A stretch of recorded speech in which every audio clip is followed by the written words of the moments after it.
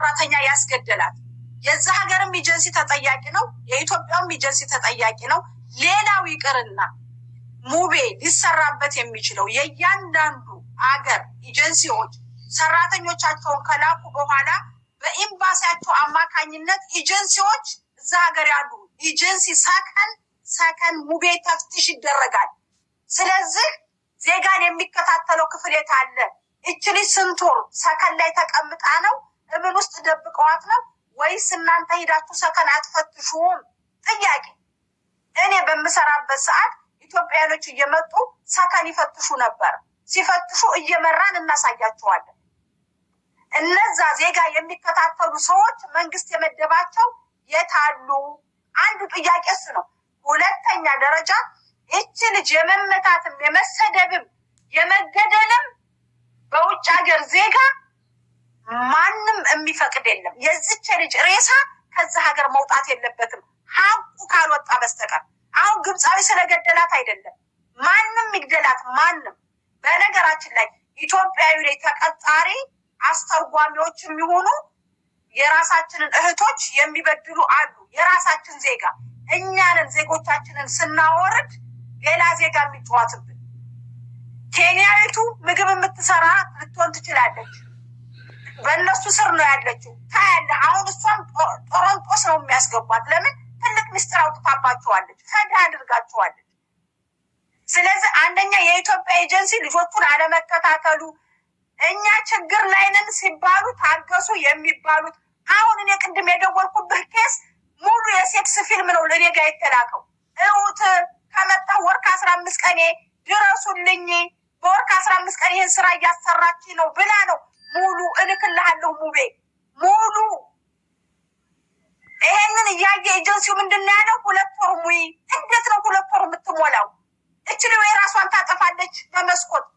ወላሂ ሙቤ 2 ወር ሙይ አላት። ይሄንን ፊልም እያየ እንዴት 2 ወር? ወላሂ በጣም አሳዛኝ ነው የእውነት።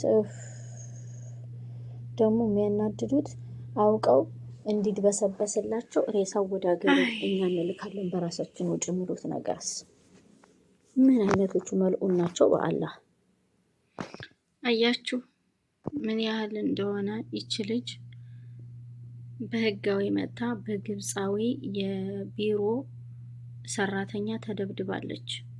መጀመሪያ ሲወስዷት አረቦቹ የሚፈልጉት ቋንቋ የምትችል ነበር። ነገር ግን ቋንቋ ስላልቻለች ወደ ቢሮ ይመልሷታል። እነሱ የሰጧቸው ቋንቋ የማትችል ነው። ይሄ አንድ የኤምባሲው ጥፋት ነው። ቋንቋ የምትችል አምጡልን ካሉ አረቦች የምትችል መውሰድ ነው። እሺ እንደዛም ሆኖ ይሄ ምንም ችግር የለውም። ወደ ቢሮ ተመለሰች፣ ሌላ ሰራተኛ ማምጣት ነው። ነገር ግን እዛ ቢሮ ስትቆይ እንግዲህ እዛ ውስጥ ያሉ የተቀጠሩ አስተርጓሚዎች አሉ፣ ኢትዮጵያውያኖች፣ እንዲሁም ደግሞ ብቻ ግብፃዊ ያሉ የተለያዩ ዜጎች አሉ። ይችን ልጅ ግን ሀቋ እስከሚወጣ ድረስ እንጠብቃለን። ግን ይሄ ግብፃዊ እየገደላት አኪድ የእኛን ጥል አይቶ ነው። እርስ በራሳችን እንዴት እንደምንያያዝ ያያሉ። ማንም ጠያቂ የለኝም ብሎ ነው እንደዚህ እስከ መግደል የደረሰው። መደብደብስ መቆጣትስ? እሺ እንዴት እንደዚህ አሰቃይቶ ይገላታል? አሰላሙ አለይኩም ወራህመቱላሂ ወበረካቱ። ያ ጀማ እንዴት ናችሁ? ሰላም ናችሁ ወይ? ያው እንግዲህ እንደሰማችሁት በጣም አሰቃቂ ነገር ነው። እኔ በጣም ነው ያዘንኩት። የእውነት ማዘን ብቻ አይደለም፣ ማዘን ሁሉም ሰው ያዝናል። ግን በጣም ነው የተናደድኩት በእነዚህ በቢሮዎቹ በኤምባሲዎቹ ምናምን። እኔ እንጃ። ምክንያቱም ከዚህ በፊት እኔ በዛች በልጅ ምክንያት ስንት ቀን ደውያለሁኝ፣ አያነሱ አይመልሱ። እንደው ግን እኛ ማን ነው እሺ? እስኪ አሁን ማን ነው ተጠያቂው? አሁን ይቺ ልጅ በቃ በሰው ሀገር ያልፈልኛል ብላ ተንከራታ፣ ለዛውም በቢሮ ሰራተኛ ተቀጥቅጣ ስትገደል፣ ለዛውም በግብፃዊ ማንም የደረሰላት የለም። ምናልባትም ይቺ ልጅ ከመሞቷ በፊት ምን ያክል ጊዜ ደውላ እርዳታ እንደጠየቀች ፈጣሪ ነው የሚያውቀው። ምን ያክል ጊዜ እንደለመነቻቸው ፈጣሪ ነው የሚያውቀው። እንዴትስ አሰቃይተው እንደገደሏት ይሄ ፊቷ ይሄ እንዳለ እኔ ምን ብዬ ልንገራችሁ? መቼም ቲክቶክ ያላችሁ ታያላችሁ። ይሄ እንዳለ በቃ ቁስልስል ብሏል፣ የእጃቸው ሰንበር ማለት ነው። እና እዛ ቢሮ ውስጥ የሚሰሩት ራሱ ሀታ የራሳችን ዜጎች እርስ በራሳቸው ዘረኞች ናቸው። እርስ በራሳቸው አይተዛዘኑም፣ አይተጋገዙም። እና እኔ ባለፈው ራሱ በዛች በልጅ ምክንያት እሷ ቢሮ ሁና ኢትዮጵያዊ ናት አናግሪኝ እኔን አገናኘኝ ስላት እምቢ አለች፣ አላወራም ብላ ማለት ነው። እና በዚህ ልክ ነው ክፋታቸው። እርስ በራሳችን ካልተዛዘን ደግሞ የውጭ ዜጋ እንዴት ነው እኛን የሚያዝንልን? ኤምባሲዎቹማ መቼም አይሰሙም። አንዴ የሆኑ ያው እኛ ብንጮህ የሚሰማን ሰው አተናል። መንግስት ምናልባት ይሄን ነገር ሰምቶ ካልቀየረልን በስተቀር እነኝህን በቃ የሆነ ሰብአዊነት የማይሰማቸው ኃላፊነታቸውን በስነ ስርዓት የማይወጡ የሆኑትን አንስቶ ቢቀይርልን እንደው ምናልባት እንጂ እነዚህ እንኳን የኛን መብት ሊያስጠብቁ ይቅርና መብታችን እስከ መገደል ደረጃ እኮ ነው። አሁን በቃ እስከምትሞት ነው። ደግሞ የሆነ ሰው ችግር ደረሰብን ብሎ ሲደውል አይሰሙሽም። ከሞተ በኋላ ነው መተው እንደገና ሬሳውን እንደዚህ እናርገው ምናምን አግኝተነዋል። ምን ትርጉም አለው? አሁን ይሄ ለቤተሰብ ለእናት ለራሷ ራሱ ምን ትርጉም አለው? ሬሳዬን ያነሱት አላነሱት ከሞትኩኝ በኋላ እንደውን የእውነት በጣም ነው የሚያቃጥሉት። በጣም የመዳም ቅመሞች በተለይ ህጋዊ ሆነው በኮንትራት የሚመጡ እኛማ መቼም ወረቀት የሌለን ሰዎች መቼም ሰው አንወቅስም። መጀመሪያውንም የሚሰማን አጥተን ነው እየወጣ ነው። የሚደርስልን ስናጣ ራሳችንን ከአደጋ ለማዳን በነፃ ላለመስራት ከችግር ሲደርስብን ያንን ችግር የሚያስተካክልልን አካል ስላጣን ወጥተን በራሳችን እየሰራን ነው። ተወከል አላህ ማለት ነው። እኛ አላህ ብቻ ነው ያለን። ነገር ግን እንደዛ ማድረግ ያልቻሉ ራሱ ህጉን ጠብቀው የሚሰሩ መብታቸው እየተጠበቀላቸው አይደለም። አሁን ሰው በባህር የሚመጡ ምናምን አሉ። እነሱ ችግር ቢደርስባቸው ለምን በህጋዊ አልመጣችሁም? ለምን ህጋዊ አልሆናችሁም? ወረቀት የላችሁም ተብሎ ይወቀሳል ማለት ነው። በዛ ለመደበቅ ይሞክራሉ። እነዚህ ግን ህጉን አክብረው ነው እየሰሩ ያሉት። ከኢትዮጵያ የመጡት በእናንተው አማካኝነት ነው። በህጋዊ መልኩ መጥተው መብታቸው ካልተከበረ ታዲያ ምኑ ነው ጥቅሙ? ህጋዊ መሆን ምኑ ነው ጥቅሙ?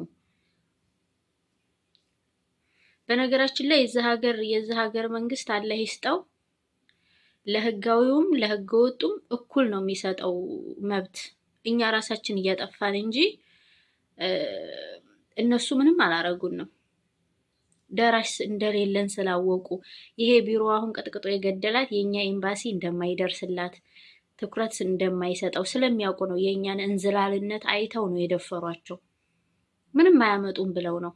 ምክንያቱም እኔ ይህን ልል የቻልኩበት በዛች በልጅ ምክንያት ባለፈው የለቀኳትን ልጅ አይታችኋል። አረቡ የ1 ዓመት ከ4 ወር ደሞዟን በልቶ እየደበደበ እያቀጠቀጠ ዓመት ከ8 ወር አሰርቷታል በነፃ። የ4 ወር ብቻ ነው ብር የላከላት። ሌላውን በግድ ነው የሚያሰራት። ምግብ አትበላ ታማ ስንደውልላቸው አይመልሱም፣ አያነሱም። እዛው ቦታው ሄደው ቤተሰቦቿ አዲስ አበባ ሄደው ከሰሱ ኤምባሲ።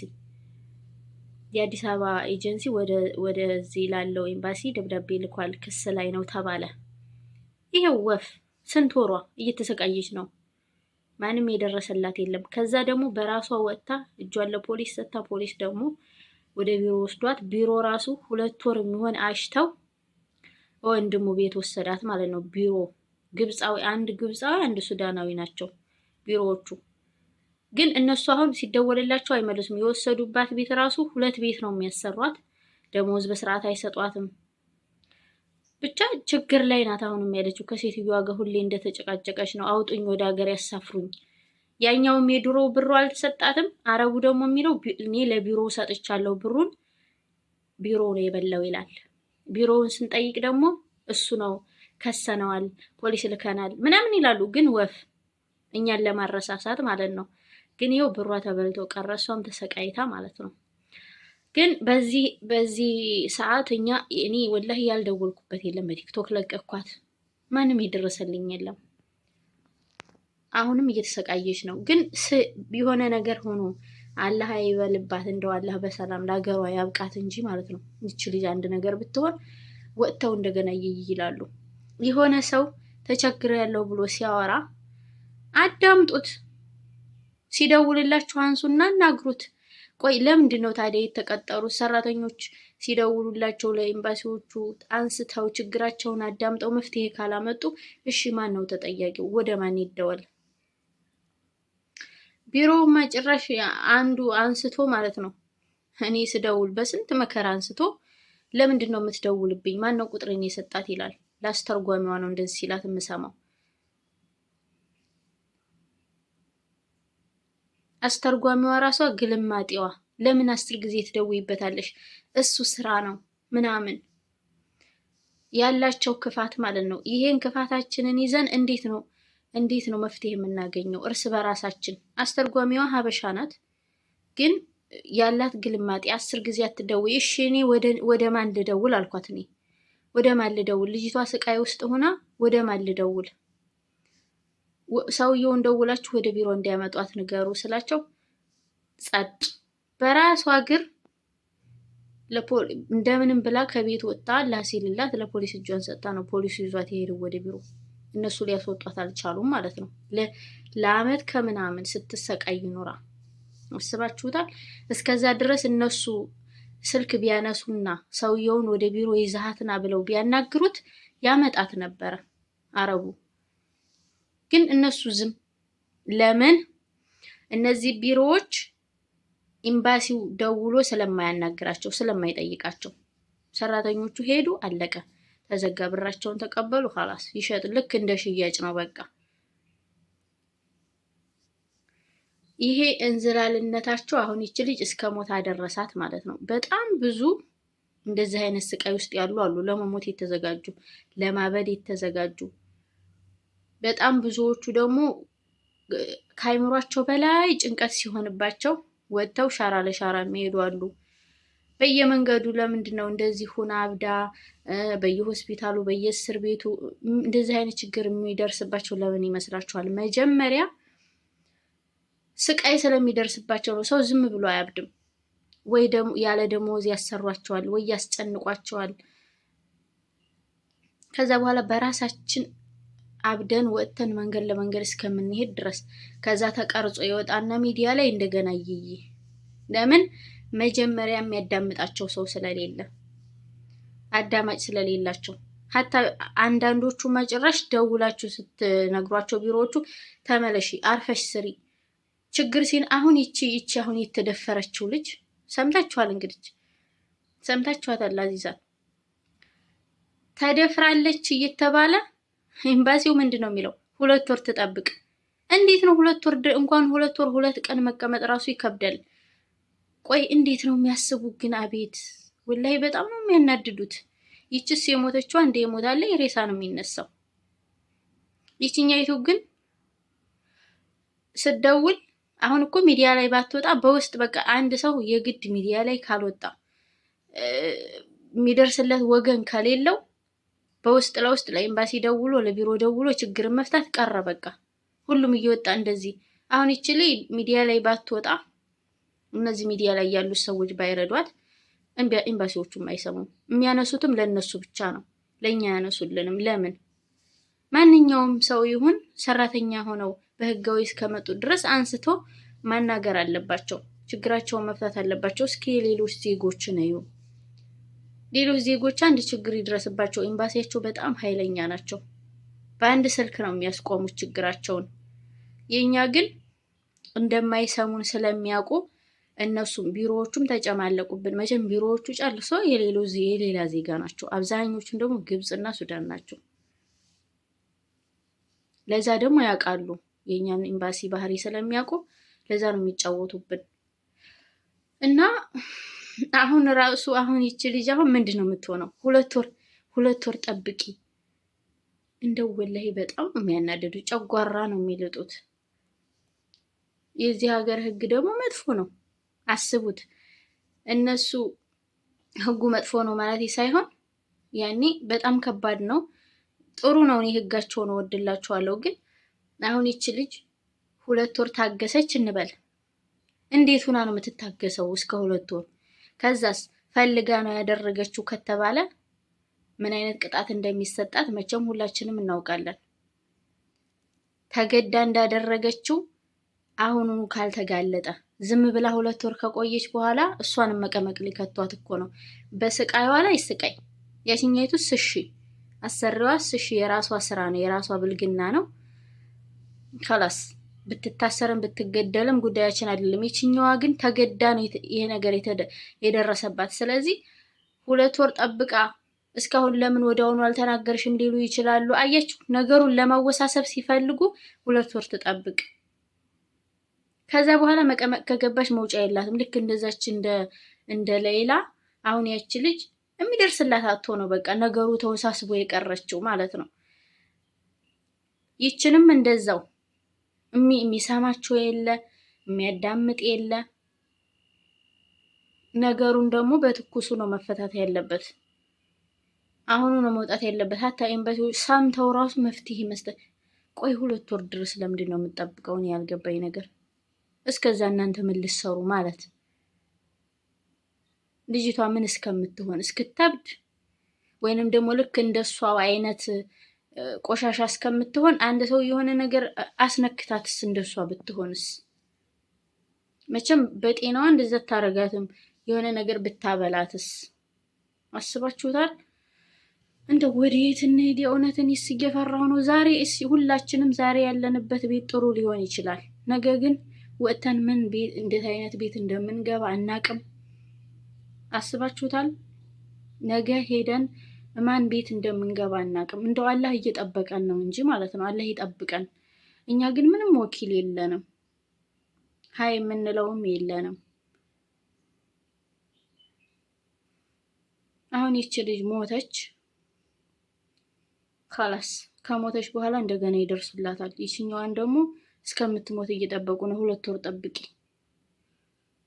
እኔ በጣም ነው የገረመኝ እውነት በጣም በዚህ አይነት ማለት ነው። ሁላችሁም እየጮሃችሁ ድምጽ ካልሆናችሁ መንግስት ጋር ደርሶ መንግስት እነዚህን ኤምባሲዎች ካልቀየረልን፣ እንደዚህ ስራቸውን በአግባቡ የማይሰሩትን ካልቀየረልን፣ ምናልባት እኮ እዛ ኤምባሲዎች ውስጥ 1 2 3 ጥሩ ሰዎች ሊኖሩ ይችላሉ፣ ግን ብቻቸውን ምንም ማድረግ አይችሉም። ሁሉም ተጋግዘው ጥሩ ስራ ካልሰሩ አንዱ ጥሩ ስለሆነ ብቻ አብዛኛዎቹ መጥፎ ከሆኑ ያን ጥሩ የሚሰራውን ራሱ ይኮረኩሙታል፣ ጥሩ ነገር እንዳይሰራ ማለት ነው። ስለዚህ መርጦ በደንብ ማየት አለበት መንግስት። ካልሆነ በህጋዊ መምጣት ምን ነው ትርጉሙ? ህጋዊ ሆኖ ሰው ካልተከበረ፣ መብቱ ካልተጠበቀለት። አሁን የዛሬ ስንት አመት ነው እንደዚህ ሳውዲ ውስጥ በባህር የመጡት ምናምን እንደዚህ ተይዞ እስር ቤት ሲሰቃዩ የዛኔ እሺ ህገወጥ ሆናችሁ ነው በራሳችሁ ጥፋት ነው ተባለ ማለት ነው። እሺ ይህንን እንቀበላለን። በዛ ተሳበበ። እነዚህስ ህጋዊ ሆነው ለምን አይከበሩም? ብዙ ልጆች እኮ ናቸው ወላሂ በጣም ብዙ ልጆች ናቸው እየተሰቃዩ ያሉት። አንዳንዶቹ ምንም ደሞዝ ሳይሰጧቸው 3 ወር 4 ወር ያሰሩና ወደ ሀገራቸው ይሸኟቸዋል። ባለፈው አንዷ እንደዚሁ ደማም እሪ ድረሱልኝ እያለች ደሞዝ ሳይሰጧት ነው የስንት ወር እንደሆነ አላውቅም፣ የ5 ወር የ6 ወር ወይንም የ4 ወር እንደዛ ገደማ ነው ባለሳሳት። ደሞዟን ሳይሰጧት አሰርተው ወደ ሀገሯ ቀጥታ ድረሱልኝ እያለች ማንም አልደረሰለትም፣ ወደ ሀገሯ አሳፈሯት። አንዷ ደግሞ እንደዚሁ እኔ እንደው ቲክቶክ ላይ ሄዳችሁ ማለት ነው ናዲያ የምትባል ልጅ አለኝ። በየቀኑ ነው እንደዛ አይነት ችግር እሷ ጋር የሚደወለው። ብር የለንም አምጥተዋት ሲያበቁ ብር የለንም ብር ምግብም የለንም ብለው ውጭ ላውጥተው ጣሏት ማለት ነው ሻራ ላይ። ከዛ የሆኑ እንትን አግኝተዋት የሌሎች ዜጎች ወጣቶች እንዳይጫወቱባት ብለው ብቻ እኔ በጣም የሚዘገንን ነገር ነው የምሰሙት በዚህ አመት በተለይ። እኔ ከዚህ በፊት እንደዚህ አይነት ነገር ሰምቼ አላውቅም። ኧረ ቢስሚላህ ረህማን ረሂም። ይሄ ሁሉ ምንድን ነው? እነሱ ሰራተኞቹ ከሄዱ በኋላ የት ናቸው ብለው አያጠኑም። የወደቅሽበት ደቂ ኸላስ ትረሻለሽ።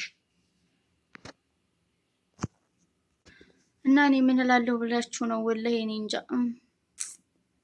አላህ ይድረስልን። ሁላችሁም ሼር እያደረጋችሁ በተለይ ይሄ እንኳን እሺ፣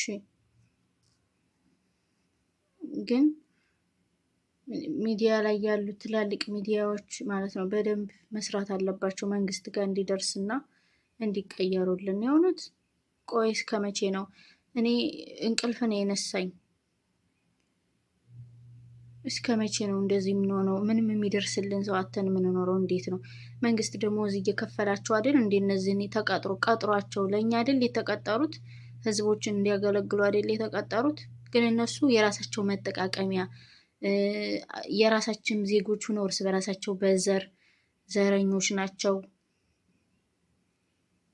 እነሱን ሲያው ደግሞ ሌላ ጠላት እንደዚህ ይጠቀምበታል ይሄን ነገር። ስለዚህ እባካችሁ